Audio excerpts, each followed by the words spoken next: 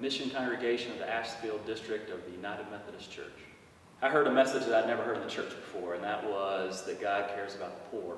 And for 3 years, it didn't matter if I was taking Old Testament or preaching or pastoral care, I kept hearing the same theology that God has something to do with those who are most excluded. And Asheville has an ever-increasing homeless population. There are many transient folks who are coming into this place. And I feel called to urban ministry. And at this point in Western North Carolina, there really isn't a ministry that seeks to be with, among, beside the poor. And so as United Methodists, this is our deepest identity, as well as being Christian, to be on the streets in the same way Jesus was. So that's what brought me to Asheville, and we've been here about 5 years now. So we believe that there's something about people in poverty, a revelation that you can't get anywhere else, and that our liberation is bound up in those we have most dismissed. So the invitation is to come here and receive rather than to fix, to be empty-handed when you come for your first encounter. So what you would expect is to feel uncomfortable, to sit at table with folks you probably wouldn't associate with otherwise, and to experience a relationship you wouldn't anywhere else in town. And if there's one thing that church is supposed to do, it's to create an environment where people come together who would have nothing to do with each other any other place in the world. So expect to have an experience of holy chaos, expect to have an experience of grace at the table, an experience that will be unlike anything else. Haywood Street, we believe, there's no better way to love people than through food. And so your experience will be the exact opposite. We're going to greet you by name. You're going to sit at a round table where there's no head. There's going to be a tablecloth.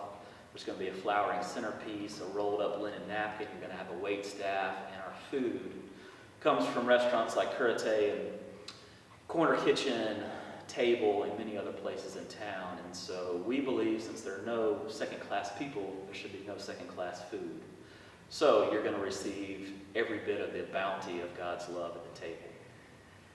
To be in poverty is to wake up really early. So many people on the streets are up at 4 or 5. So even though it feels like a late breakfast, our first lunch sitting is at 10:30.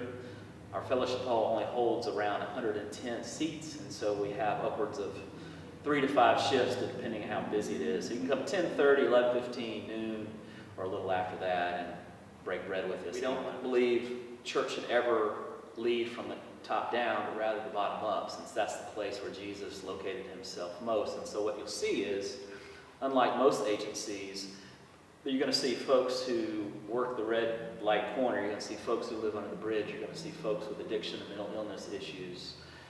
Plan the meal, cook the meal, serve the meal, run the clothing closet, lead worship, preach the sermon, serve communion. And so it's a radically parabolic experience where you find yourself upside down in terms of the way the world typically works. And church, in so many ways, is supposed to be countercultural. So come to expect that.